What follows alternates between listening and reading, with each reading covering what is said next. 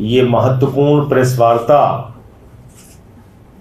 अरविंद केजरीवाल जी के स्वास्थ्य को लेकर जो हमारी चिंता है, जो हम पहले से आपसे साझा करते रहे हैं, उसको लेके है।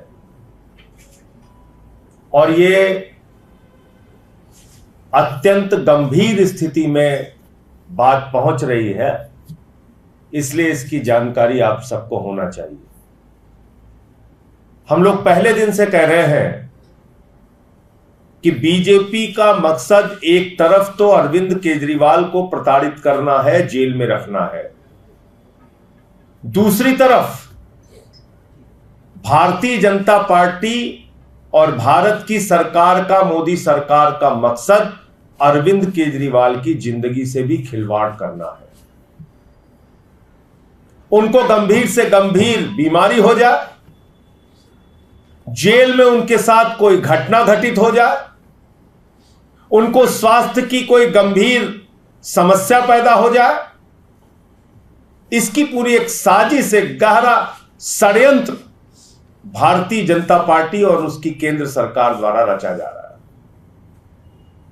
आप सबकी जानकारी के लिए बता दूं कि जब 21 मार्च को अरविंद केजरीवाल जी को गिरफ्तार किया गया था तो उस वक्त उनका वजन था 70 किलोग्राम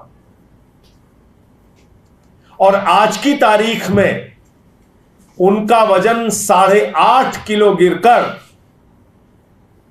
81.5 रह गया है, 61.5 रह गया है। 70 किलो से घटकर 61.5 किलो उनका वजन रह गया है। करीब करीब 8.5 किलो वजन उनका 21 मार्च से लेकर अब तक कम हुआ है, जिसका कारण पता नहीं, जिसकी वजह मालूम नहीं, जिसकी कोई जांच नहीं हो पा रही है गंभीरता से, जिससे पता चल सके इतना वजन कम कैसे हुआ। 8.5 किलो वजन कम होना और उसकी वजह पता न चलना, ये कई गंभीर बीमारियों के संकेत होते हैं। आप किसी भी डॉक्टर से पूछ लीजिए, अगर लगातार वजन घट रहा है और उसकी वजह पता नहीं चल रही है तो निश्चित रूप से यह गंभीर बीमारी का संकेत है। तो यह हम सब के लिए, अरविंद केजरीवाल जी के लिए, उनके परिवार के लिए, उनके चाहने वालों के लिए, दिल्ली के हों, देश के हों, उन सब के लिए गंभीर चिंता का विषय है, नंबर 1। दूसरी बात क्या हुई, इस दौरान जब से वो जेल में है, लगभग 5 बार ऐसा हुआ है जब रात में उनका शुगर अचानक डाउन हुआ और वो 50 से भी कम गया, 50 से भी कम गया शुगर लेवल। और आप जानते हैं कि शुगर बढ़ना तो एक बार आप कंट्रोल कर सकते हैं, अगर शुगर आपका लगातार गिर रहा है और अचानक ऐसे गिर रहा है, सोते समय गिर रहा है, तो कोई भी व्यक्ति कोमा में जा सकता है। यह स्थिति अभी हम लोगों ने देखा था, जब आतिशी का शुगर लेवल 41 पहुंच गया तो डॉक्टरों ने कहा कि ये कोमा में जा सकती है, इनको एडमिट कराइए तुरंत। 50 से नीचे 5 बार दिल्ली के मुख्यमंत्री अरविंद केजरीवाल जी का शुगर लेवल गया, 5 बार। कौन रहता है रात में हॉस्पिटल, जेल के सेल के बाहर? कौन सा डॉक्टर बैठा रहता है? कौन सा डॉक्टर रात की ड्यूटी करता है जेल के अंदर? मैं खुद रहा हूं 6 महीने। आप घंटी बजाते रहिए, बहुत मुश्किल से आपको रात में अगर कोई समस्या हो गई तो ओपीडी ले जाया जाता है। तो ये सब क्यों किया जा रहा है और किस वक्त में किया जा रहा है? आपको याद होगा, जैसे ही ईडी कोर्ट ने जमानत दी थी, हाई कोर्ट में पहुंचकर बगैर ऑर्डर की कॉपी के ईडी ने स्टे ले लिया, जो भारतीय न्यायपालिका के इतिहास में पहली और एकमात्र घटना है। कानून को, नियम को, प्रक्रियाओं को ताक पे रख के स्टे ले लिया गया अरविंद केजरीवाल जी के रिहाई के ऊपर। किसके द्वारा? प्रधानमंत्री नरेंद्र मोदी जी के अधीन आने वाली एजेंसी ईडी के द्वारा। और जब हम लोगों ने कहा कि सुप्रीम कोर्ट से राहत मिल जाएगी और पक्का मिल जाएगी, ऐसा पूरी संभावना लग रही थी, ऐसी पूरी उम्मीद थी, क्योंकि जो सुनवाई के दौरान हम लोगों ने देखा था अदालत का रुख, उससे साफ लग रहा था कि अरविंद केजरीवाल जी को राहत मिलेगी। उससे ठीक पहले सीबीआई का झूठा, मनगढ़ंत, बेबुनियाद केस अरविंद केजरीवाल के खिलाफ बनाया गया। क्यों बनाया गया? उनकी जिंदगी के साथ खिलवाड़ करने के लिए। क्यों बनाया गया? उनके स्वास्थ्य के साथ खिलवाड़ करने के लिए। तो प्रताड़ना, जेल में डालना तो एक विषय है, लेकिन केजरीवाल अपने स्वास्थ्य से टूट जाए, उनको गंभीर बीमारी हो जाए, उनके साथ जेल के अंदर कोई अनहोनी हो जाए, कोई घटना दुर्घटना हो जाए, ये बड़ा साजिश और षड्यंत्र का मकसद है भारतीय जनता पार्टी और देश के प्रधानमंत्री का। इसलिए माननीय न्यायालय को भी इन बातों का संज्ञान लेना चाहिए। और जो एक छोटा मामला अब सीबीआई का बचा है, आप जानते हैं ईडी जब जमानत देती है तो पीएमएलए की शर्त कहती है कि अदालत को यह लगना चाहिए कि व्यक्ति निर्दोष है, तभी उसको जमानत मिल सकती है। ईडी की कोर्ट ने जमानत दिया, यह मान के दिया कि अरविंद केजरीवाल निर्दोष है, यह मान के दिया कि ईडी के अधिकारी बायस्ड तरीके से, दुर्भावना से केजरीवाल के खिलाफ केस बना रहे हैं, कार्रवाई कर रहे हैं। और दूसरा, जो सुप्रीम कोर्ट का फैसला आया कल, उस फैसले में भी साफ तौर पे कहा गया है कि जांच करने का मकसद, पूछताछ करने का मकसद ये नहीं कि आप किसी को गिरफ्तार कर दें। और बहुत सारे गंभीर सवाल ईडी के ऊपर उठाए गए। लार्जर बेंच से फैसला आएगा और मुझे पूरी उम्मीद है कि जिस तरह से पीएमएलए का और ईडी का दुरुपयोग सिर्फ और सिर्फ राजनीतिक विरोधियों को गिरफ्तार करने और प्रताड़ित करने के लिए किया जा रहा है, उस पर माननीय सर्वोच्च न्यायालय की जो बड़ी बेंच है, जो गठित होनी है, वो निश्चित रूप से रोक लगाएगी और कोई एक फैसला देगी।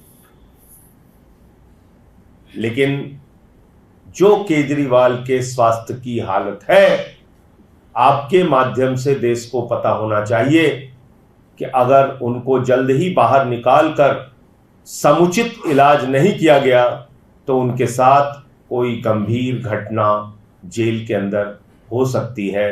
रात बिरात, अगर इसी प्रकार से 5 बार शुगर डाउन हो चुका है तो रात बिरात उनके साथ कोई घटना हो सकती है। मैं फिर दोहराना चाहूंगा कि शुगर लेवल के मामले में अगर शुगर 50 से नीचे इस प्रकार जाता है तो कई बार सोते सोते व्यक्ति कोमा में जा सकता है। तो ये बातें थी जो आपसे शेयर करना था, आपको जानकारी देना था कि 21 मार्च से अब तक 8.5 किलो वजन कम हो चुका है। 5 बार उनका रात में सोते वक्त वजन 50, शुगर लेवल 50 से नीचे जा चुका है। अब मुझे पूरी उम्मीद है कि सीबीआई मामले में भी जल्द ही राहत मिलेगी, अरविंद केजरीवाल जी बाहर आएंगे और जो कुछ भी बीजेपी के लोग या देश के प्रधानमंत्री हमारे साथ कर रहे हैं उसका जवाब हम लोग मिलकर देंगे। आज पंजाब के जालंधर वेस्ट का भी रिजल्ट आया है। लगभग 38,000 वोटों से हमारा कैंडिडेट महेंद्र भगत जी जो हैं वो वहां से चुनाव जीते हैं। आपको मालूम होगा कि पंजाब के मुख्यमंत्री ने, भगवंत मान जी ने दिन रात प्रचार करके अपने सारे मंत्रियों के साथ, विधायकों के साथ, कार्यकर्ताओं के साथ मेहनत करके ये चुनाव लड़ा। और यही आम आदमी पार्टी के साथियों की खूबसूरती है, यही हमारे संगठन की खूबसूरती है कि सब लोग मिलकर अपने लक्ष्य के लिए काम करते हैं। लोकसभा का परिणाम हमारे अपेक्षाओं के अनुरूप नहीं रहा, लेकिन विधानसभा के इस परिणाम ने, जालंधर वेस्ट के परिणाम ने यह साबित कर दिया कि राज्य सरकार के प्रति पंजाब के लोगों की पूरी आस्था है, राज्य सरकार के प्रति उनका विश्वास अटूट है। और यह परिणाम इस बात को दिखाता है। दूसरी, अगर इंडिया गठबंधन की बात करें पूरे देश में, तो इंडिया गठबंधन के लिए भी अच्छी खबरें हैं। लगभग एक तरफा इंडिया गठबंधन इस उपचुनाव में जीत रहा है पूरे देश में। तो अब कहीं ना कहीं भारतीय जनता पार्टी को यह समझ लेना चाहिए कि सिर्फ कोरे वादों और झूठे जुमलों से काम चलने वाला नहीं है। आपको कुछ करके दिखाना होगा। किसानों के लिए, नौजवानों के लिए अग्निवीर जैसी योजना को खत्म करके पुरानी सेना की भर्ती बहाल करनी होगी। वो तमाम जो सवाल हैं वो आपको करके दिखाना होगा। और दूसरी और सबसे बड़ी बात यह है, आम आदमी पार्टी के लिए और हमारे कार्यकर्ताओं के लिए एक उत्साहजनक बात यह है कि आम आदमी पार्टी को एक वरदान मिला है, ईश्वर का वरदान। जो पार्टी को धोखा देगा उसकी राजनीति खत्म हो जाएगी। मैं नाम नहीं लूंगा, शुरू से लेकर अब तक उठा के देख लीजिए आप। जो आम आदमी पार्टी को छोड़ के बीजेपी में गया, उसका क्या हश्र हुआ पूरे देश के सामने। तो इसलिए जो हमारे विधायक हैं, मंत्री हैं, सांसद हैं, हमारे साथी हैं, सबके लिए एक बड़ा संदेश भी है इस पंजाब के चुनाव के परिणाम में। हमें नहीं कहते हमारे अंदर सारी अच्छाइयां हैं, होंगी कुछ कमियां। आपस में बैठिए, बातचीत कीजिए, संवाद कीजिए। एक दूसरे से कोई मतभेद है तो उसको दूर कीजिए, लेकिन इसी परिवार के अंदर रहिए। परिवार के बाहर जाएंगे कोई इज्जत मिलने वाली नहीं। आम आदमी पार्टी परिवार को छोड़ के जाएंगे तो कोई इज्जत मिलने वाली नहीं है। मैं पुराने नाम तो नहीं लूंगा, लेकिन ताजा नाम जरूर ले लूंगा। एक हमारे सांसद जी थे, बड़ी मेहनत करके कार्यकर्ताओं ने उनको जालंधर से जिताया, रिंकू जी। आया तो मुझे लगा कि बहुत अच्छा लड़का है, छोटे भाई की तरीके से हम लोगों ने उसको समझाया, ऐसे सदन में बोलना है, ऐसे करना है। चला गया बीजेपी में, लोकसभा का चुनाव हार गया। फिर दूसरे ये जालंधर वेस्ट के विधायक थे शीतल जी, ये भी आम आदमी पार्टी से जीत के आए थे। कार्यकर्ताओं ने मेहनत किया, मुख्यमंत्री भगवंत मान ने प्रचार किया, संदीप पाठक जी ने संगठन का काम किया, राघव चड्ढा लगे रहे, जर्नैल सिंह लगे रहे, पूरे जो हमारी पार्टी के लोग थे लगे रहे। ये भी छोड़ के बीजेपी में चला गया। तो जालंधर वेस्ट का चुनाव इसकी वजह से हो रहा था। कितने वोट से जीते? 38,000 वोटों से आम आदमी पार्टी के प्रत्याशी महेंद्र भगत जी जीते। तो रिंकू भी हार गए, शीतल भी हार गए। तो इन दोनों व्यक्तियों से हमें क्या शिक्षा मिलती है? आपको धोखा दोगे, राजनीति खत्म हो जाएगी। जिस परिवार में हो वहीं बने रहो। थोड़ा बहुत मतभेद है, कहीं कोई बात बुरी लग रही है, घर के अंदर बात करो। परिवार में बातचीत, संवाद से सारी समस्याओं का समाधान होता है। दूसरी जगह जाओगे बहुत बुरा हाल होगा। पुराने नाम याद दिलाऊंगा तो बहुत लंबी सूची हो जाएगी। कोई कोई तो मुख्यमंत्री बनने चला गया था भाजपा में, क्या हाल हुआ? अपनी सीट बचाना मुश्किल हो गई, हार गई थी चुनाव। तो इसलिए आम आदमी पार्टी का कार्यकर्ता बड़ी निष्ठा के साथ किसी के साथ लगता है, बहुत मेहनत के साथ लगता है, उसको कहीं से भी ठेस पहुंचाना ठीक नहीं। पार्टी मुसीबत में हो तो उस वक्त धोखा देना ठीक नहीं। पार्टी के साथ खड़े रहिए। यह जालंधर वेस्ट के परिणाम का एक और बड़ा संदेश है। धन्यवाद। आपके कोई प्रश्न हो तो आप पूछ सकते हैं। संजय जी, अगला जो पड़ाव है, चुनावी पड़ाव, वो दिल्ली है। आप ये जो मैसेज दे रहे हैं कि अपना अगर छोड़ के जाओगे तो पछताओगे, क्या ये दिल्ली के विधायकों को भी संदेश है? चूंकि छतरपुर सबके लिए संदेश है।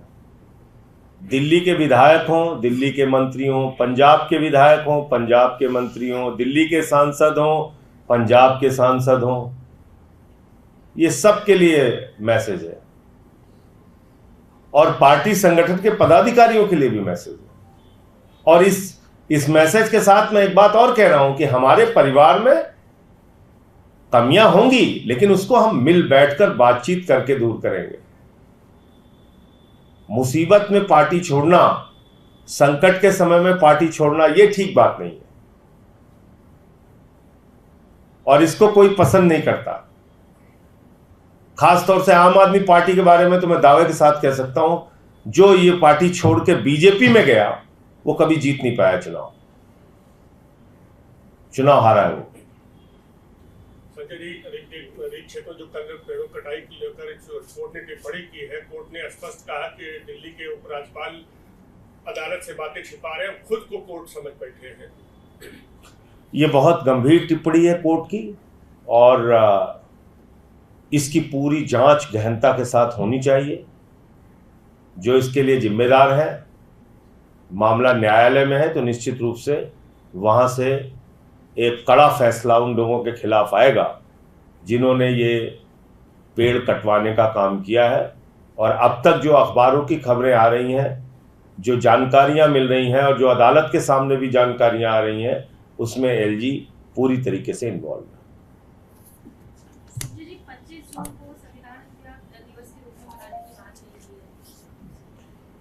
देखिए, 30 जनवरी को गोडसे ने गांधी जी की हत्या की थी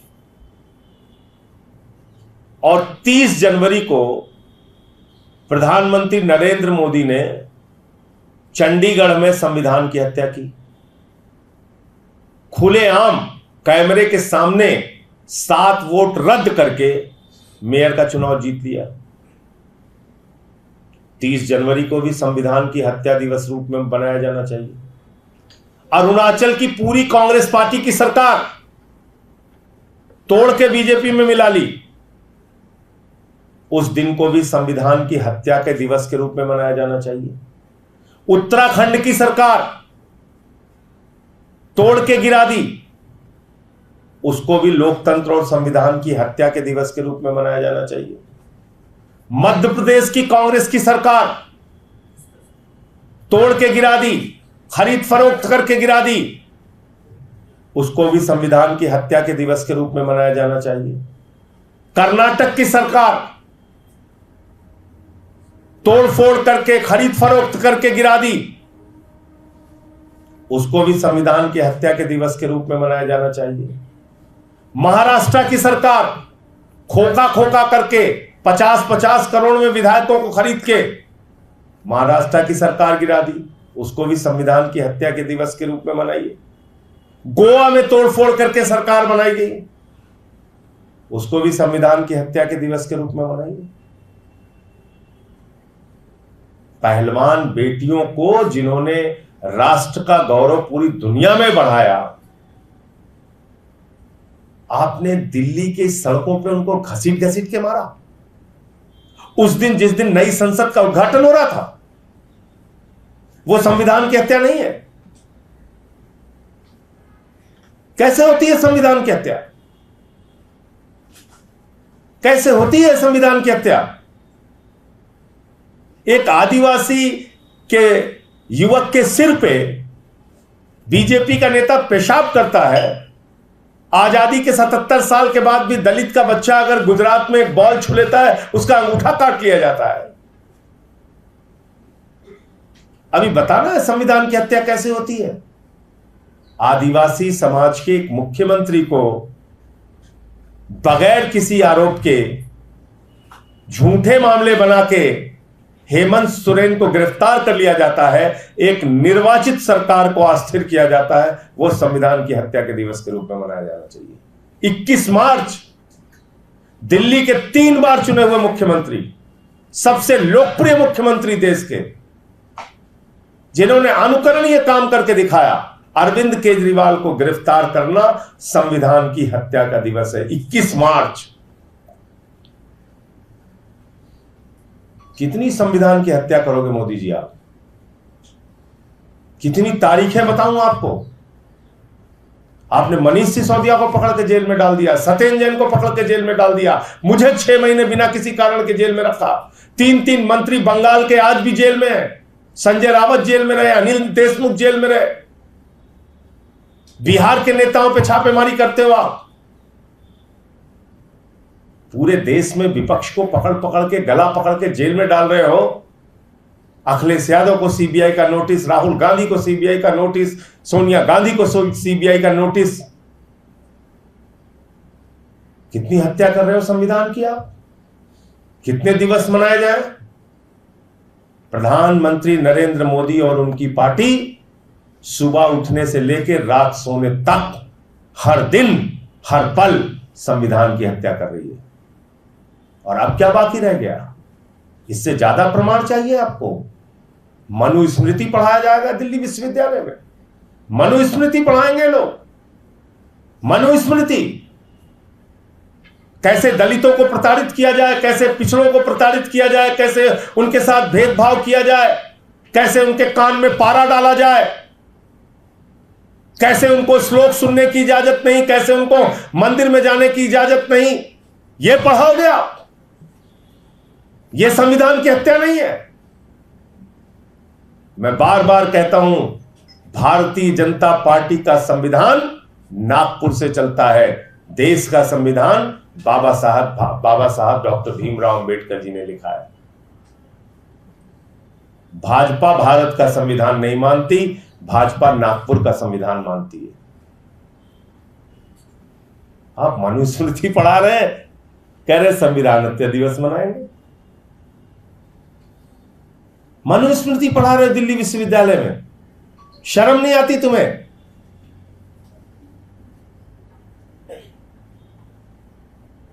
तो इसलिए हर दिन हर पल एक ही मकसद है मोदी का, संविधान की हत्या करो, आरक्षण खत्म करो, दलितों, पिछड़ों, अल्पसंख्यकों, आदिवासियों को अपने पैर के नीचे कुचलो, उनको इंसान नहीं जानवर समझो। यही मकसद है और इसलिए कोई कंफ्यूजन हम लोगों के दिमाग में नहीं है। इनसे लड़ाई लड़ेंगे। 22 तारीख से संसद शुरू हो रही है, फिर ये सवाल उठाएंगे। संजय जी, सेंट्रल गवर्नमेंट ने जम्मू कश्मीर रीऑर्गेनाइजेशन एक्ट के अंदर बदलाव किया है, एलजी को ज्यादा पावर्स दी गई है, मुख्यमंत्री जो भविष्य में चुना जाएगा उसकी शक्तियां कम। तो मैंने वो देखा नहीं है जो आदेश जिसका आप जिक्र कर रहे हैं, देखकर ही इस पर कोई प्रतिक्रिया देना ठीक होगा। Stay ahead with our cutting-edge news app. Instantly access the latest shorts in just 1 minute and breaking news in just 50 words. Download now for a smarter, faster news experience.